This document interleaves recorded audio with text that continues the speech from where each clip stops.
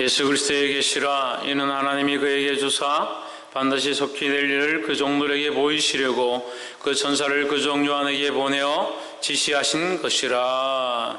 요한은 하나님의 말씀과 예수 그리스도의 증거 곧 자기가 온 것을 다 증언하였느니라. 이 예언의 말씀을 읽는 자와 듣는 자들과 그 가운데 기록한 것을 지키는 자들이 복이 있나니 때가 가까움이라. 요한은 아시아에 있는 일곱 교회에 편지하노니 이제도 계시고 전에도 계셨고 가시다오시리와 그의 문 앞에 있는 영광과 또 충성된 증인으로 죽은 자들 가운데서 먼저 나시고 땅의 임금들의 머리가 되신 예수 그리스도로 말미암아 은혜와 평강이 너에게 있기를 원하노라.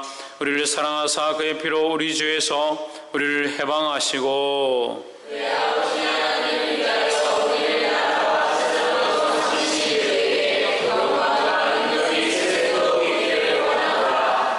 아멘. 볼지어다 구름을 타고 오시리라. 각인의 눈이 그를 보겠고 그를 찌른 자들도 볼 터이요 땅에 있는 모든 족속이 그를 인하여 애곡하리니 그러하리라.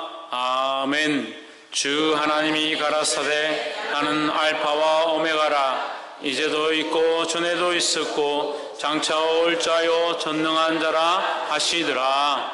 아멘. 기도하겠습니다. 거룩하신 하나님,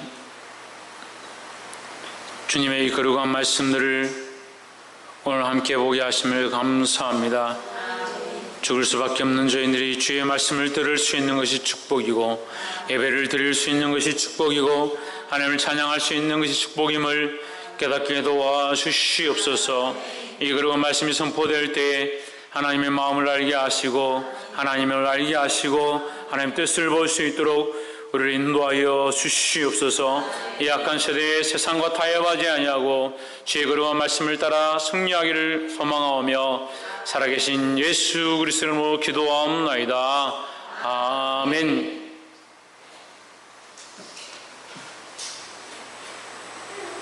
할렐루야. 아멘. 우리 옆에 사람과 인사합시다. 사랑합니다. 축복합니다. 할렐루야. 오늘 말씀은 요한계시록 1장 말씀 알파와 오메가라는 제목으로 함께 나누도록 하겠습니다. 제가 살아생전에 이 요한계시록을 여러분과 함께 나눌 수 있는 것이 참 큰 영광이고 또한 이것을 제가 이 말씀을 풀어서 여러분에게 전달하는데 사용되어지는 것이 감사요 감격스러운 일인 줄 믿습니다. 또한 이 말씀을 듣는 여러분에게 하나님의 거룩한 뜻이 흘러가며 인간적인 생각들이 사라지고 주님의 기뻐하시는 마음만 회복되기를 간절히 소망합니다.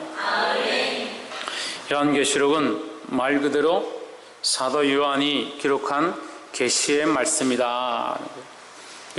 언제 기록되었느냐? 80년에서 90년 사이에 기록되었을 것으로 예상하고 있습니다. 그러니까 지금부터 80년 빼면 되죠. 지금 2016년이니까 80년 빼면 1980년?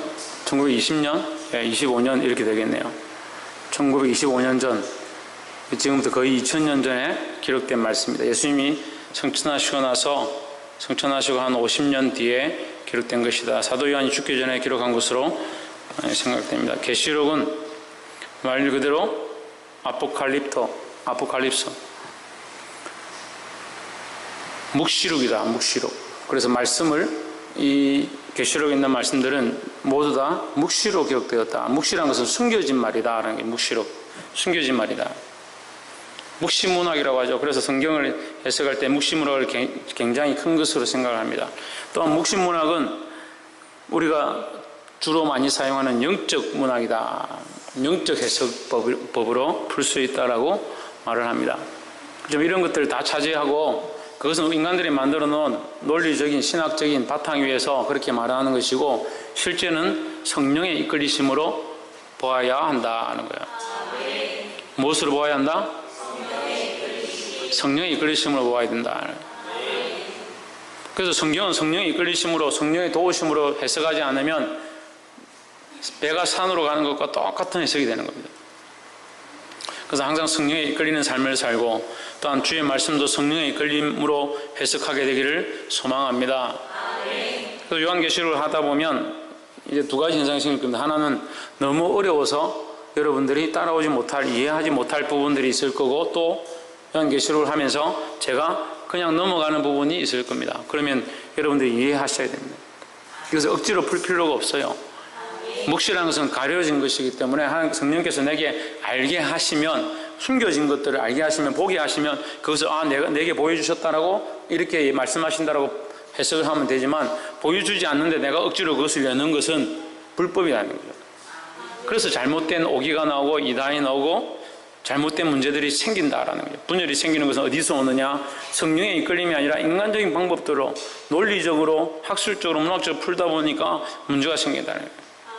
성령에 이끌려서 성령이 주시는 대로 말하면 되는 겁니다. 할렐루야. 요한계시록 1장 예수 그리스도의 계시라. 예수 그리스도의 계시다. 이게 사도 요한이 말한 요한복음과 문체가 다르다고 말하는데, 제가 볼 때는 아주 비슷합니다. 예수 그리스도의 계시다. 태초에 요한복음 1장 1절에서 태초에 말씀이 계시니라. 그 말씀은 이렇게 쭉 말하면서 하나님과 함께 계셨으니 그가 곧 하나님이시라. 그가 누구냐? 은혜와 진리가 충만한 예수 그리스도다. 그래서 사도 요한이 요한복음 1장을 통해서 예수 그리스도를 이렇게 비유적으로 표현하면서 결국 예수님을 말하고 있습니다. 보라, 세상죄를 지고 가는 어린 양이로다, 이렇게 표현했던 것처럼 계시록 1장 1절에서도 예수 그리스도를 계시하는 말씀이다 라고 말하고 있습니다. 그래서 이 요한계시록은 결국 계시하는데 누구에 대해서 계시한다? 예수 그리스도에 대해서 계시한다. 이는 하나님이 그에게 주사, 누구에게 주사? 하나님 누구에게 주사? 예수님에게 주사, 반드시 속히 일어날 일들을 그 종들에게 보이시려고. 예수님에게 뭘 주셨느냐? 반드시 일어날 일들을 주셨다. 그 일이 뭐겠습니까? 심판하러 다시 오실 일들을 그에게 주셨다라는 거죠. 이것은 어떻게 하느냐? 뒤에 2절, 3절 넘어가면 이것이 그렇게 풀어집니다. 일어날 일들이 뭐냐? 다시 오셔서 심판하실 것이다.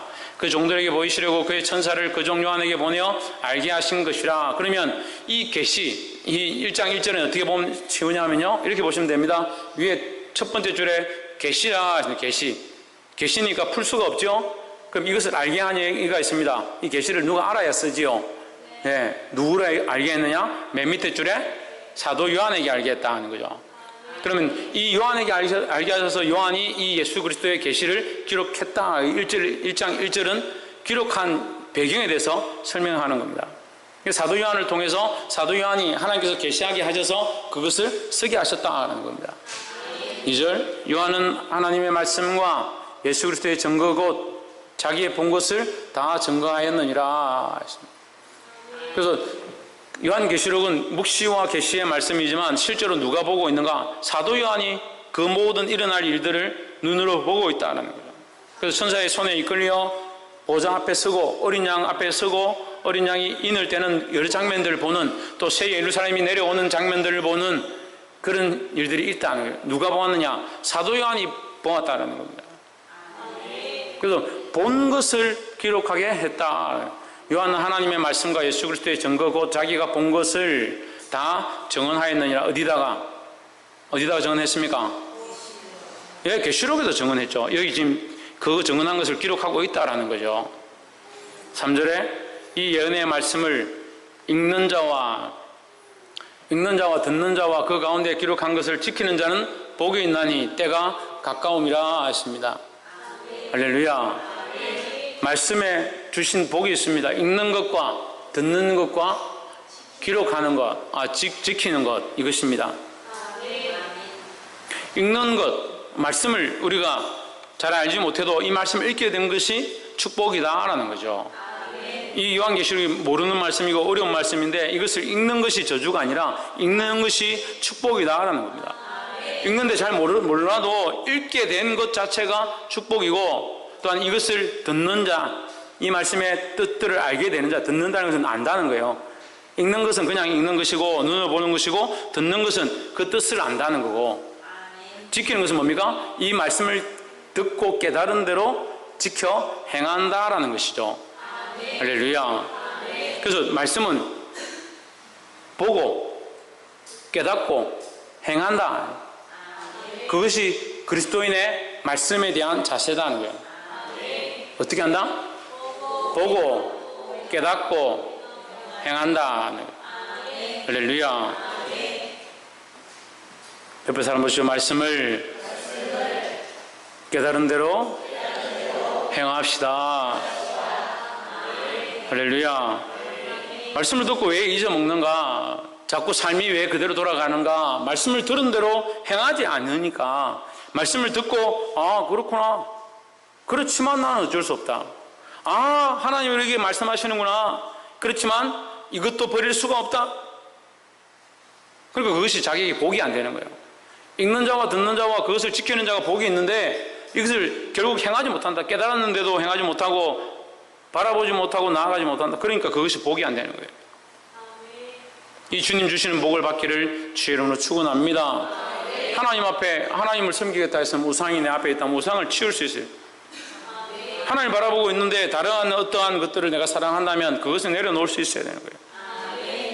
그렇게 할 때 그것이 참된 복을 받을 수 있는 겁니다. 이것도 하고 이것도 하면 복이 된다. 천만의 말씀이에요. 하나님 앞에 그것은 오히려 저주거리입니다. 정신을 차려야 돼요. 자꾸 세상의 것들 가지고 이거 복 받고 하나님 앞에 와서 또 복 받고 목사님이 와서 복 받고 스님이 와서 복 받고 그런 말도 안 되는. 하나님 살아계시기 때문에 세상의 것들을 사랑하면 이건 저주거리가 되는 거예요. 이것도 하고 저것도 하고 하나님 안 믿는 거죠. 믿는 게 아니고. 그래서 말씀을 보고 깨달은 자는 그 말씀을 지켜 행하는 것이 복이다라는 겁니다. 왜 더더욱 조심해야 되느냐? 때가 가까웠다는 때가 가까웠다. 무슨 때가 가까웠다? 심판의 때, 주님이 오실 때가 가까웠다라는 거예요. 4절에 요한 아시아에 있는 7교회에 편지하노니 이제도 계시고 전에도 계시고. 자, 7교회가 나옵니다. 7교회는 뭐 7개만 있는 교회가 아닙니다. 사실은 7교회는 뭡니까? 교회의 모든 교회를 말하는 겁니다. 영적인 완전한 모든 교회를 말하는 겁니다. 하나님 앞에 깨어서 기도하고 주의 말씀을 바라보고 말씀을 사모하고 주님 오실 날을 고대하고 있는 모든 교회를 말하는 겁니다. 근데 교회들이 먹고 살기 편하고 이 땅에 가장 아름다운 교회, 대한민국에서 가장 비싼 교회라고 사랑의 교회가 어제 신문에 나왔던데 수천억을 들여서 교회를 짓고 그렇게 휘황찬란하게 해놓고 그들이 간절히 사모하겠습니까? 주님 빨리 오십시오. 우리가 이 성전을 지었는데 이 성전이 빨리 무너지고 주님 오실 나라가 빨리 임하길 원합니다. 너무 고대합니다. 주님 이 아름다운 성전 빨리 허물어지고 주님이 빨리 오셔서 심판하시기 원합니다. 그런 마음이 어디 있겠습니까? 이거는 바보도 알아요. 바보도. 제가 지금 무슨 말을 하는 겁니까? 이 땅이 이것이 좋으면요 주님 오시기를 기대하지 않습니다. 토굴 속에 바위를 파가지고 그 안에 숨어서 굴을 만들고 카타콤 그 안에 갇혀서 문둥병이 걸리고 피부병이 걸리고 아이들을 낳았는데 아이들이 수두 이런 건 병도 아니에요. 그 안에 습기가 가득하고 공기가 제대로 안 통하니까 애들이 태어나면 이 문둥병이 쉽게 걸리고. 그러니까 아이들이 조금 크면 손이 떨어져 없는 아이들이 많고 그런 가운데 그들이 벽에다가 아무것도 할 수 없으니까 촛불을 켜서 벽에다가 파가지고 글을 쓰는데 뭐라고 쓰냐? 마라나타 아멘 주 예수여 어서 오시옵소서. 우리가 이 땅에 소망이 없습니다. 너무 고통스럽고 여기는 배고프고 고통밖에 없으니 주님만 바라봅니다. 주님이 오실 날만 기대합니다. 주님 구름 타고 가셨으니까. 주님 구름 타고 가신 지 얼마 안 됐는데 그러니까 주님 구름 타고 가셨으니까 주님 빨리 오십시오. 그래서 날마다 눈물을 흘리며 주님 오실 걸 기대하는 거예요. 근데 그렇게 화려하게 성전을 지어놓고,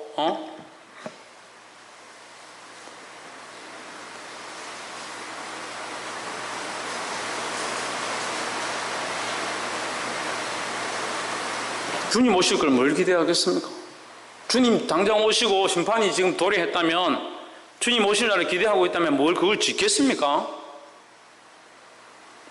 그거 짓는데 그렇게 돈을 써가면서 성도들의 고열을 짜가면서 그런 분열을 일으켜가면서 재판까지 들어가면서 그런 일을 왜 하냐고요. 왜?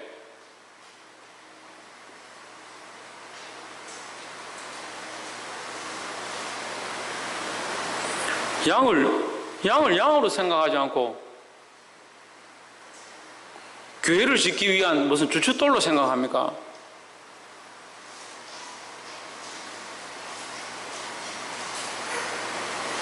요한은 아시아에 있는 7교회에 편지하노니 7교회는 하나님의 오심을, 주님의 오심을 사모하는 교회들이다. 영적 교회들, 이 보이지 않는 영적인 교회들을 깨어서 영적으로 깨어있는 교회들 말하는 거예요. 이제도 계시고 전에도 계셨고 장차 오실 이시며, 이제도 계시고는 뭡니까? 지금 현재죠. 현재. 전에도 계시고는 뭡니까? 과거. 장차 오실이는 뭡니까? 미래죠. 그의 보좌 앞에 있는 7영과 이 말씀을 제가 정말 이게 충격적으로 받았는데요. 이제도 계시고 전에도 계셨고 장차 오실 이시며, 사실 요한계시록을 할지 말지를 제가 고민을 좀 했습니다. 제가 성경을 이렇게 보면서 이걸 할지를 고민하지는 않습니다. 저의 특징이 제일 설교하는 걸 쉬워하고 설교 준비하는 걸 별로 어려워하지 않습니다. 다른 목사님들 만나보면 주일 설교 하나 한다고 일주일 내내 머리를 싸매고 설교할 거리가 없다라고 그렇게 하는데, 전 설교할 거리가 아직 너무 많아요. 아직 뭐 얼마나 있는지 모르겠어요. 뭐 성경만 펼치면 이 설교거리고 말씀거리고 얼마나 은혜가 되는지 별로 어렵지가 않아요. 근데 요한계시록을 할지 안 할지를, 요한계시록에 접근해야 될지 말아야 될지를 고민했습니다. 사실은 요한계시록은 아주 묵시록이니까 어렵고 쉽게 접근하기 어려운 문제들이 있는 거예요. 그런데 이 요한계시록 1장 4절 앞에서 제가 이 요한계시록에 대한 해답을 어느 정도 얻었습니다. 주님께서 무슨 마음 주시냐면, 이제도 계시고 전에도 계셨고 장차 오실 이시며. 자, 누가? 예수님께서. 예수님 성경에 이 하나님 말씀의 주인은 누굽니까? 주인공은 누굽니까? 예수 그리스도인데, 그 예수 그리스도는 어떠하시냐? 어제도 계셨고 오늘도 계시고 장차 오실이다 하는 거죠. 그러면 예수 그리스도에 대한 말씀은 이전에도 적용이 되고 지금도 적용이 되고 장차도 적용이 된다라는 거예요. 그래서 요한계시록을 두고 여러 가지 설들이 있습니다. 카타콤에 갇혀서 주님이 오시기를 기대하는 사람, 지금 이 요한계시록 기록될 때, 사도 요한이 이 말씀을 기록할 때쯤에 로마의 대화재가 나는 거예요. 로마의 시내에 대화재가 났거든요. 그때 네로 황제가 뭐라고 하냐면, 이것이 그리스도인들의 소행이다. 그러니까 그리스도인들을 다 잡아서 콜로세움에다 사자밥을 만들고 톱으로 켜서 죽이고 아이들을 화형을 시키고, 그리고 그리스도인들을 수없이 핍박하기 시작하는 거예요. 그러니까 이때 그리스도인들이 어떻게 했느냐? 이거 하나님 나라를 사모하는 거예요. 여기 나와 있는 엄녀나 그런 것들이 네로 황제로 해석이 되는 겁니다. 그러니까 이 말씀을 바라보는 그 시대의 그 사람들에게 이 말씀은 그들을 핍박하고 있는 자, 또한 그들이 사모하고 있는 다시 오실 예수님, 이렇게 적용이 되어지는 거죠. 이해가 되십니까? 근데 오늘날 우리에게는 이 시대에 주의 말씀대로 살려고 몸부림치는 우리에게 고난이 있는 것, 이것에 대한 도전이 되어지고, 또 다시 오실 주님을 여전히 기대하고 있는 거예요.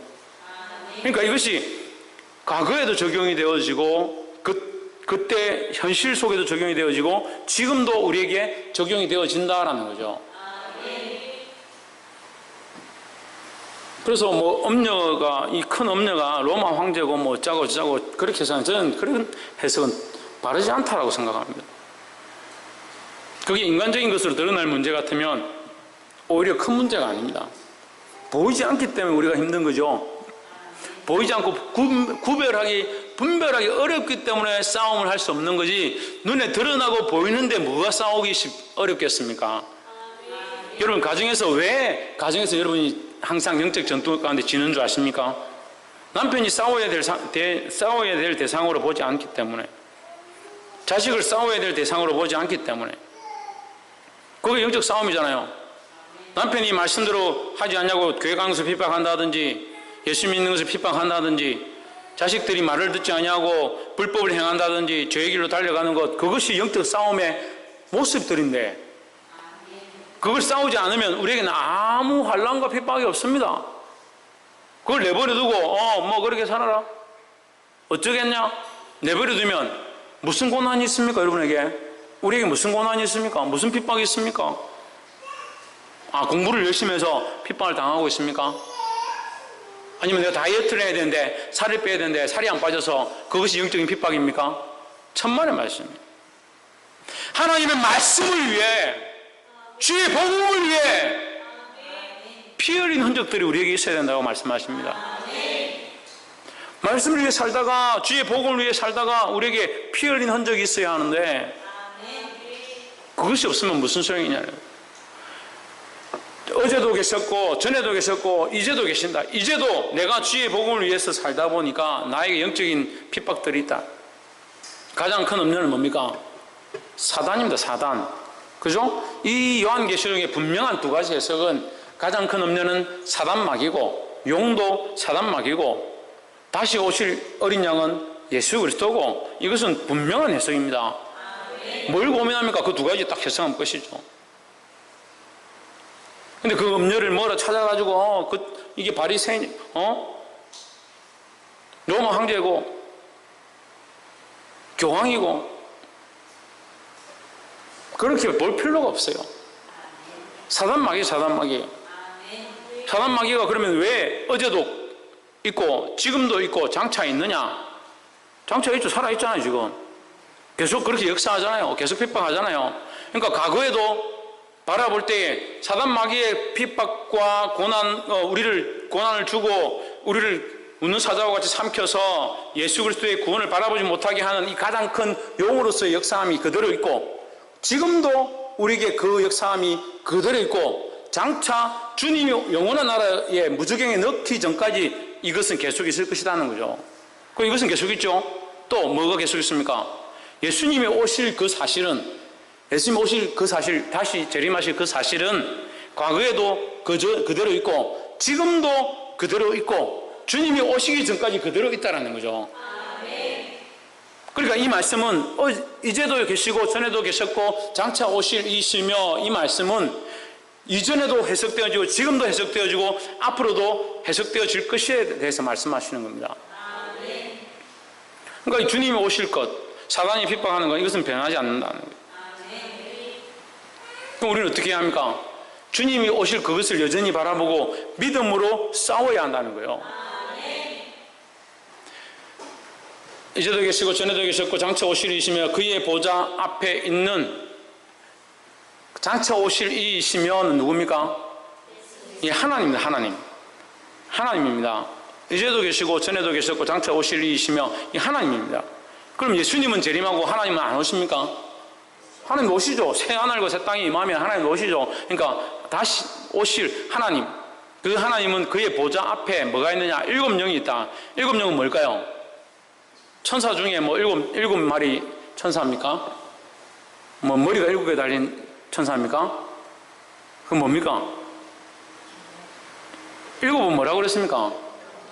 완전한 수라 그랬죠. 7교회도 완전한 교회, 영적인 교회들을 가리키는 것이고, 7영도 완전한 영을 가리키는 겁니다. 영 중에 완전한 영은 뭡니까? 성령입니다. 성령. 그러니까 하나님 보좌 앞에 있는 것은 뭐냐? 성령이라는 거죠. 이 말씀이 맞는지 5절 또 충성된 증인으로 죽은 자 가운데서 먼저 나시고 땅의 임금들의 머리가 되신 예수 그리스도로, 이제 누구를 얘기합니까?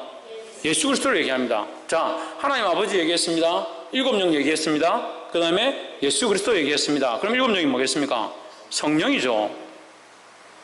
그렇잖아요. 하나님 아버지 얘기하고 천사 일곱 천사 말이, 일곱 마리 천사 얘기하고 예수님 얘기하고 이상하잖아요.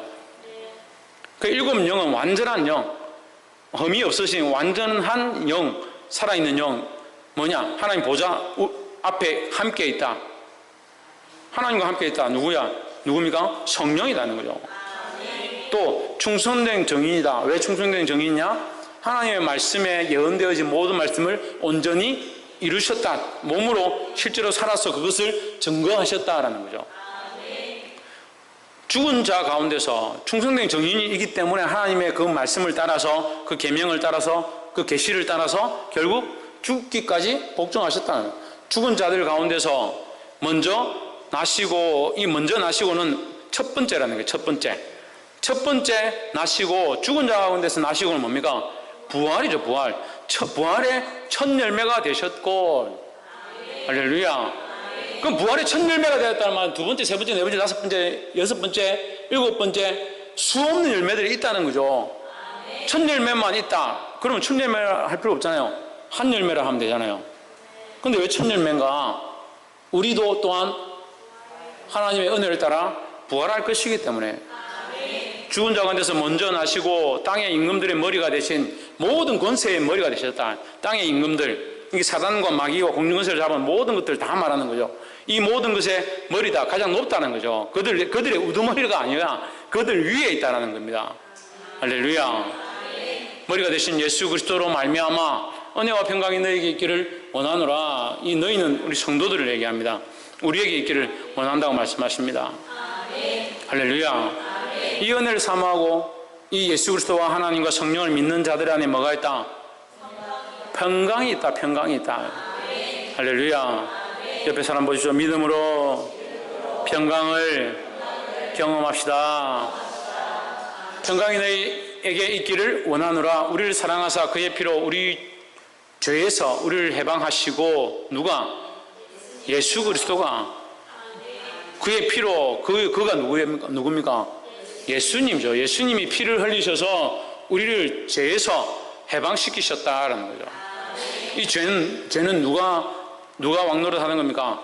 땅의 임금들과 그 악한 것들이 우리의 죄의 왕노릇해서 우리를 어떻게 사망으로 이끌어갔다. 우리 죄의 왕노릇하니까, 우리 죄에서 그들이 왕노릇하니까 너희는 이 죄의 대가로 어떻게 해라? 죽으라는 거죠.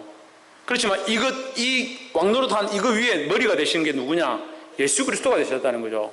이 죄의 결과로 너는 죽어야 하는데, 여기에 머리가, 승리자가 누구냐? 예수 그리스도가 되셔서 우리를 다시 살리신다, 다시 일으키신다라는 거죠.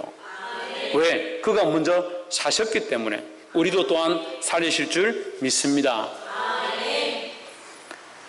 6절, 그 아버지 하나님을 위하여 우리를 나라와 제사장으로 삼으신 그에게 영광과 능력이 세세토록 있기를 원하노라. 그의 아버지 하나님을 위하여, 이 아버지 하나님을 위하여는 하나님의 그 약속을 위하여, 그러니까 하나님께서 우리를 구원하셔서 하나님의 나라와 제사장과 백성이 되게 하셨던, 이것은 우리가 지금 출애굽기 민수기 보고 있잖아요. 이스라엘 백성들을 왜 출애굽 시키셨는가? 나는 너희를 애굽에서 인도하여 낸 여호와 하나님이다. 나는 너희 하나님이 되고 너희는 나의 백성이 되기를 원한다. 그게 하나님의 마음이었죠. 또한 우리 또한 뭐냐? 지금 이 영적인 모양들이 뭐냐? 죄에 포로되었고 죄에 구속되어서 죽을 수밖에 없던 우리를 거기서 불러내어서 해방시키시고, 죄로부터 해방하셔서 뭐가 되게? 하나님의 나라가 되어주고 하나님의 백성이 되어주고 하나님 앞에 제사장이 되게 하셨다는 거예요. 할렐루야.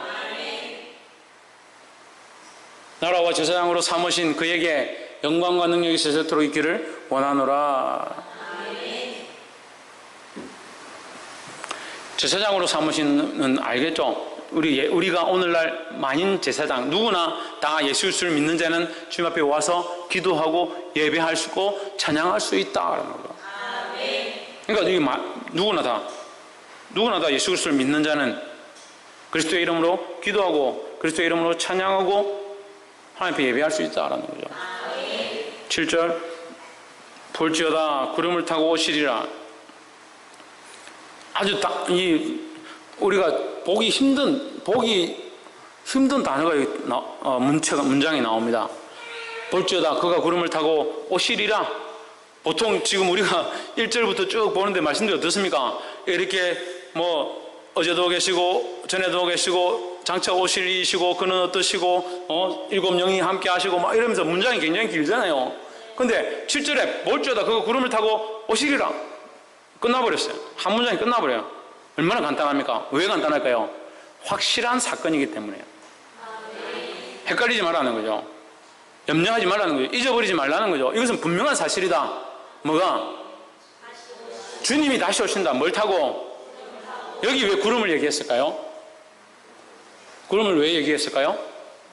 구름 타고 가셨기 때문에 구름 타고 오신다는 거예요. 너희들이 본 그대로 다시 오실 것이다. 그것은 너희가 본 그 사실대로 또한 보게 될 사실이 될 거다는 거죠. 할렐루야. 그러니까 믿음이 없으니까 본 사실도 믿지 못하고, 믿음이 없으니까 우리 안에 일어난 수많은 사건들도 처음에는 주님이 우리에게 하셨습니다. 시간이 지나면 잊어버린 거예요. 이게 주님이 하셨나? 설마 주님이 하셨겠나? 어쩌다 됐겠지. 주님이 있는지 없는지 모르겠다. 시간이 지나면 다 믿음 어디 가운데 없고, 처음에는 하나님이 역사하셔서 내게 이 역사를 이루셨고 이런 놀라운 일을 하셨고 다 잊어버린 거예요. 잊지 마라. 볼지어다 그가 구름을 타고 반드시 오신다는 거예요. 너희들이 구름을 타고 올라간 것을 본 것과 같이 다시 오실 것이다 하는 거예요. 할렐루야. 각 사람의 눈이 그것을 보겠고, 눈으로 본다. 눈으로 본다. 이것을 여기 굳이 기록할 필요 없는데 강조하기 위해서 기록을 했습니다. 눈이 그를 보겠고, 그 현실이 된다는, 실존이 된다는 거죠. 예수님이 임하심은 실존이고 살아계신 역사다는 거죠. 예수님이 임할 때 영적으로 임하셨기 때문에 잘 안 보인다. 그게 아니잖아요. 각 사람이 다 본다. 각 사람이. 지리산에 가니까 나는 예수다. 구름 타고 왔다. 한 10몇 명 된대요. 지리산에. 막대기 들고 흰 수염 이만큼 길러가지고, 우리나라에 자칭 예수라는 사람이 한 150명 된답니다. 야, 예수 많아가지고. 근데 다 예수가 아닌 줄 어떻게 아느냐? 각 사람이 못 봤기 때문에. 각 사람이. 우리 모두 각 사람이 눈으로 본다는 거예요. 실존을 본다는 거예요. 예수님이 임하실 때 한 부분으로 숨겨서 몰래 임하시는 것이 아니라, 오는 것은 도둑과 같이 갑자기 임하지만 주님이 임하시면 모든 나라와 백성들이 보게 된다는 겁니다. 각 사람이 눈이 그를 보겠고 그를 찌른 자들도 볼 것이며, 이 찌른 자들은 뭡니까? 다 죽었는데 뭘 봐요? 이때만 해도 많이 죽었죠. 또 지금만 해도 다 죽고 없죠. 2000년 동안 살아있는 사람이 어디 있습니까? 다 죽었는데. 이 찌른 자들은 십자가에 못 박은 자들을 얘기하는 게 아닙니다. 예수 그리스도를 핍박하는 모든 자들을 얘기하는 거예요. 예수를 믿지 않냐고 예수님을 핍박하는 모든 자들을 다 가리키는 거예요. 그럼 왜 이 얘기를 하느냐? 반드시 오셔서 심판하실 것이다 라는 거죠. 땅에 있는 모든 족속이 그로 말미암아 애곡하리니 그러하리라. 왜 애곡하겠습니까? 왜 애곡하겠습니까? 빨리 믿을 걸, 그때 믿을 걸, 우리 마누라가 가자 할 때 내가 믿을 걸, 그때 내가 믿었을 때 그 믿음을 놓치지 말고 붙잡고 있을 걸. 그러니까 애통하게 된다는 거예요. 그러니까 여러분, 지금 믿음을 잃지 마시기 바랍니다. 해답이 있어요. 해답 쉬워요. 지금 가지고 있는 믿음을 잃지 않으면 되는 겁니다. 목사님, 그럼 어떻게 해야 됩니까? 어떻게 하면 됩니까? 어떻게 하기는 믿고 있으면 되지. 우리 남편은 어쩝니까? 남편에게 복음을 전하면 되지. 또 뭔 질문 있어요? 우리 자식들한테도 복음을 가르치면 되죠. 우리 애기는 갓난 애기인데 어떻게 합니까? 부모의 믿음을 따라갑니다. 걱정하지 마십시오.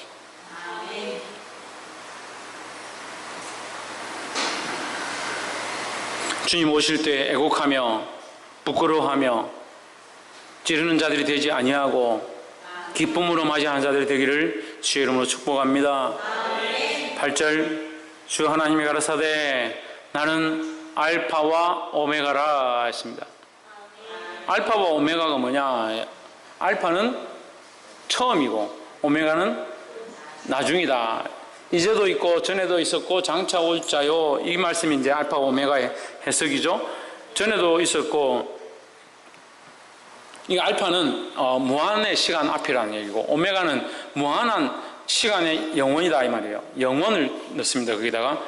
그러니까 오메가는 이제 이게 우리가 기하학적인 숫자에서 물리학적으로 무한대를 얘기합니다. 무한대.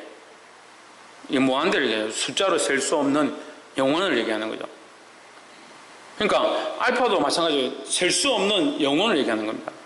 인간이 아무리 세워도 헤아릴 수 없는 영원한 전의 시간을 얘기하는 거예요.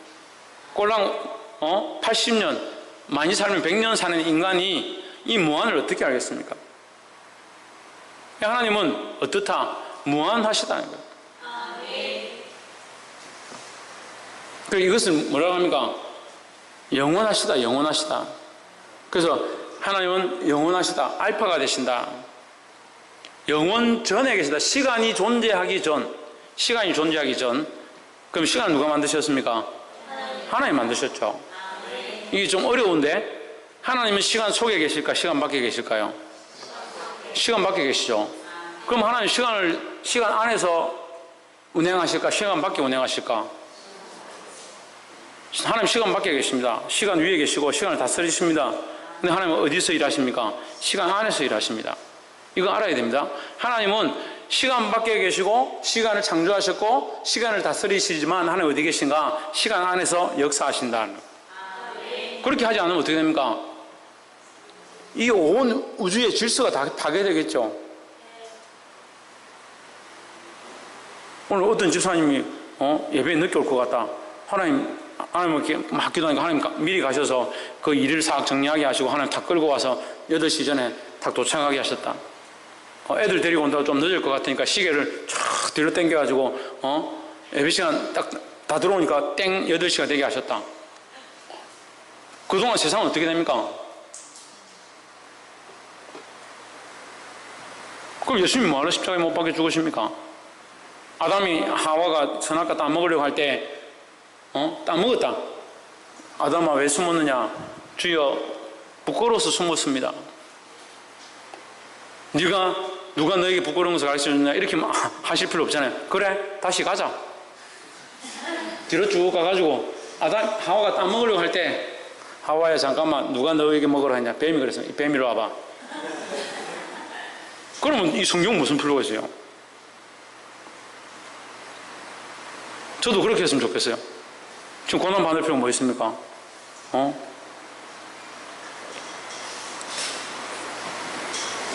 주를 위하여 모든 영광을 다 버리고 이 땅의 부귀영화 다 버리고 즐거움들 다 버리고 주를 위해 살아야겠구나. 그렇게 할 필요가 뭐 있습니까?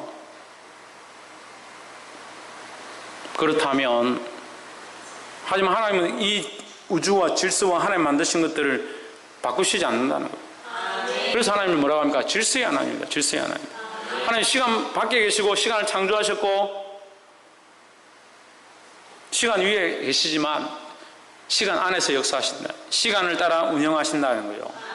하나님 만드신 그 자연 그 법들을 하나님 엎으시지 않는다는 거죠. 할렐루야. 하나님 영원 불변하시다. 어제나 오늘이나 영원토록 불변하시다. 변하지 않는다. 그래서 알파와 오메가라. 이제도 있고 전에도 있었고 장차 올 자 전능하신 자라 하시더라. 할렐루야. 말씀을 맺겠습니다. 오늘 요한계시록 1장 말씀을 했는데 요한계시록 1장 1절부터 8절까지의 이 말씀들은 우리가 이게 해석을 하다 보면 이게 헷갈려요. 누가 하나님이고 누가 그리스도고 이 본문이 그리스도를 말하는지 하나님을 말하는지 헷갈리는 겁니다. 그 8절도 누구를 얘기하는 겁니까? 전능자이신데 누굽니까? 예수님 아닙니까? 하나님이죠. 이게 헷갈리기 쉽습니다. 이 계시록 가운데 이제 시작되어지는 이 요한계시록 1장부터 한 4장까지는 그래도 좀 쉬운 말씀들, 좀 쉽고 우리가 접근하기 좀 그래도 이해되어지는 말들이, 단어들이 많이 있는데 이 뒤에 가면 이제 어려운 부분들이 많이 나옵니다. 근데 묵시의 말씀이지만 결국 성령께서 우리를 도우셔서 보게 하실 줄 믿습니다.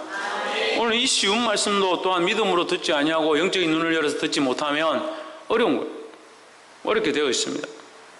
그럼 영적인 눈으로 보게 되기를 주의 이름으로 축복합니다. 기도하겠습니다.